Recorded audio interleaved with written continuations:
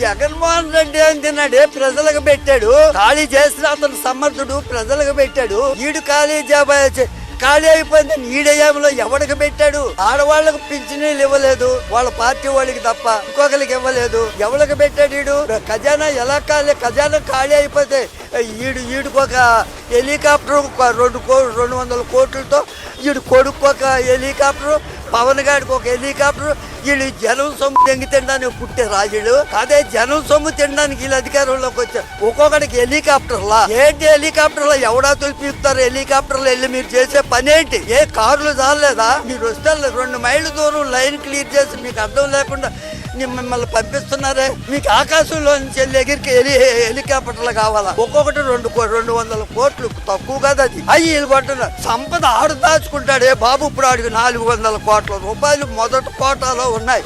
ఇప్పుడు ఇది మళ్ళీ 2వ కోట పోలవరం, అమరావతి. ఈ 2వ కోటాలో సంపాదించుకుంటాడు, చేతులు ఎత్తేస్తాడు. కట్టడం వాడు చంద్రబాబు కట్టింది ఒక పిట్టగోడ కూడా లేదు. ఇప్పుడు ఎన్ని వందల కోట్లు ప్లాన్లకి, బొమ్మలకి, మీటింగులకి, కబుర్లకి, ప్రచారానికి తప్ప పర్మనెంట్ గా ఇదిగో ఇది మనం విడిపోయి వచ్చిన దగ్గర నుంచి ఇదిగో ఈ గోడ కట్టాను, ఇదిగో చూపించమనండి.